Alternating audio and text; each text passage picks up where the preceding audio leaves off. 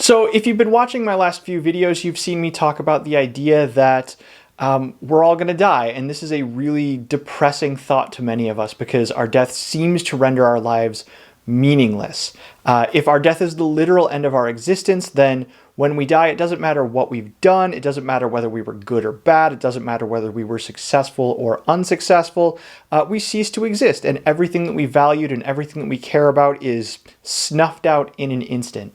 And this flies in the face of what many of us really, really want. It seems like we inescapably want meaning in our lives. And not just any kind of meaning. We'd prefer to have some sort of like objective meaning to our lives. And this can be really disturbing. I know it's very disturbing for me personally because I would like my life to be meaningful. And we face this tension that results in a philosophical position that is sometimes called absurdism. And the reason it's called absurdism is because we have this situation where we seem to want something, a meaningful life, and it seems like something that we can't have because life seems to render our lives meaningless when we die. And it's very difficult for us to give up either of those positions because one of them seems like just a fact and the other one seems like inescapably part of who we are and what we want.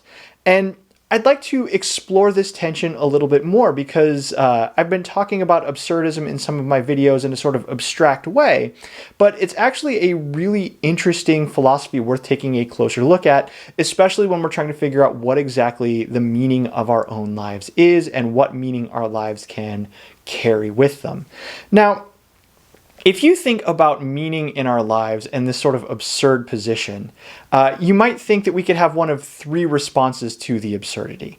If there's something that we want and we can't have, we sort of have three options for how we might react. The first thing that we might do is we might simply change what we want. So for example, when I was a small child, I wanted to play first base for the St. Louis Cardinals. That was my goal. That was the thing that I wanted more than anything else. And over time, it became clear that I just do not have the athletic skill to have that job. And so over time, I sort of just changed what I wanted. Rather than be disappointed that I couldn't get the thing that I wanted, I decided to want something else. And that's part of the reason why I am a philosophy professor today.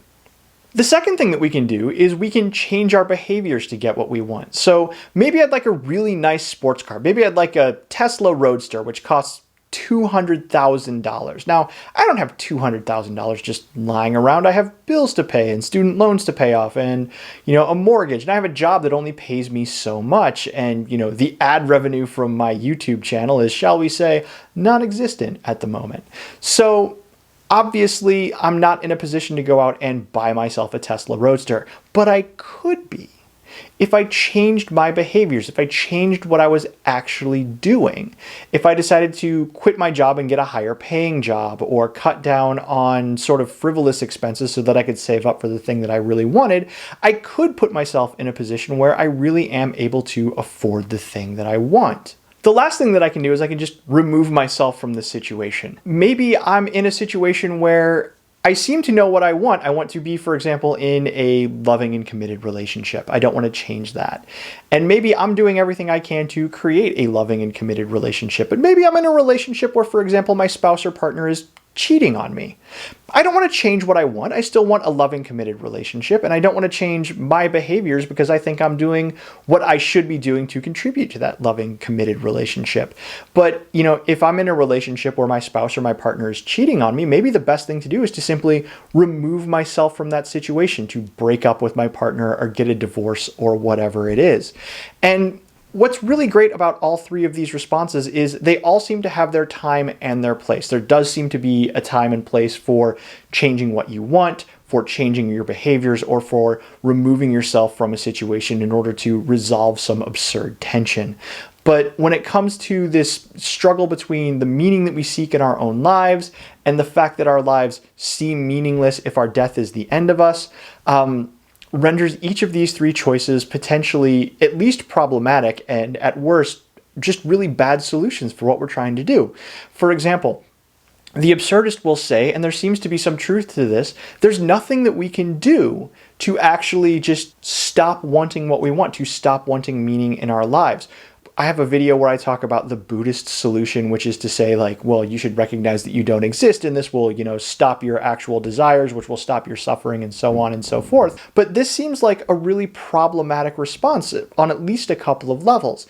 And if you're an existentialist like Kierkegaard, for example, you're going to say something like, no matter what we do, we cannot escape. We cannot change what we actually want. We inescapably crave eternal happiness or objective meaning or what have you. It doesn't seem like any of our behaviors are going to actually give our lives any sort of objective meaning, especially if, the problem is at the end of the day, we're all going to die. And it's not our behaviors, it's our death that's actually going to cause the problem for meaning in our lives. And the third solution, at least as far as thinking about, death and meaning in our lives, removing ourselves from the situation, that's essentially saying, we should commit suicide. And we absolutely should not do that. In fact, the absurdist philosopher Albert Camus, in his Myth of Sisyphus, he actually begins by saying the only philosophically relevant question is the question of suicide, and then spends the entire book trying to come up with a reason why, even if there is no objective meaning in our lives, it would still be wrong for us to kill ourselves. So none of these three things are going to work, and we're still faced with this absurdist tension. So what should we do? If all of our choices are equally meaningless, how exactly should we approach meaning in our lives? And this is where the absurdist has a really fascinating answer. And it sort of takes this concern about meaning and worry and turns it on its head. Essentially, it says this: if all of my choices are equally meaningless, then all of my choices are equally meaningful. And essentially, this is an incredibly liberating proposition. Essentially, what the absurdist is saying is, I'm not going to be able to find any objective meaning in my life, but that just frees me up to do what I personally find meaningful. I don't have to listen to what society or my friends or my parents or my family members tell me that I should do. What matters most is what I am actually experiencing, because it's the only thing that I can experience. And so what I should do is I should live a life that is authentic to myself, that is true to myself, that gives me the sort of meaning that I find valuable. And yes, I may want to listen to what some other people have to say because they may have an important perspective to share, or they may have values that are similar to mine, or they may be in a position to help me work through what I actually want. Or maybe I should just listen to people because, my parents financially support me. And if I don't do at least a little bit of what they want, then, I'm going to face some larger problems down the road doing the things that I ultimately find meaningful or something like that. Like, that's all well and good. But ultimately what the absurdist is saying is, whether or not you listen to those people is up to you, and whether or not you take their advice is up to you. And ultimately what you should do is the thing that is valuable to you because it is valuable to you. Now, does this get you everything that you want? Well, if you want objective meaning, no. The absurdist is going to say that we're here trying to do the best we can in a world without objective meaning. And maybe you die, and maybe that meaning goes away when you're dead. But at least while you're here, you're doing something that you enjoy. You're doing something that is authentically you. And, that's not nothing. But there's also another concern that you might have as far as the freedom that comes with absurdism goes. Now, the idea that you should live a life that is valuable to you, that you should live a life that brings you subjective meaning, that is authentically you.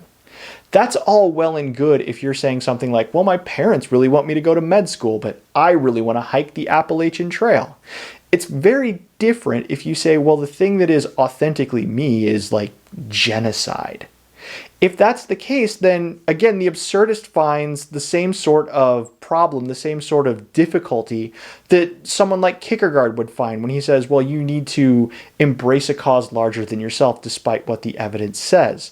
It seems like if this is a position that we want to take seriously, we either need to accept the fact that, you can be an authentically bad person, at least from, your perspective or my perspective or something like that. Or we need to come up with some sort of account for why, you should be authentically yourself, but being a Nazi or a racist or something like that is still out of bounds, is still the sort of thing that you shouldn't do. And at least on the surface, absurdism doesn't do a really good job of giving us that account. At least on the surface, we need to do some digging. We need to do some deeper thinking on how we should respond to that. But Ultimately, at the end of the day, if you are looking for a theory that will let you have some kind of value, that will let you resolve this absurdist tension in at least some way, and will do so in a way that allows you to be authentic and be true to yourself, then this might be a really appealing position for you to consider as you're thinking about ultimately what's valuable in your own life.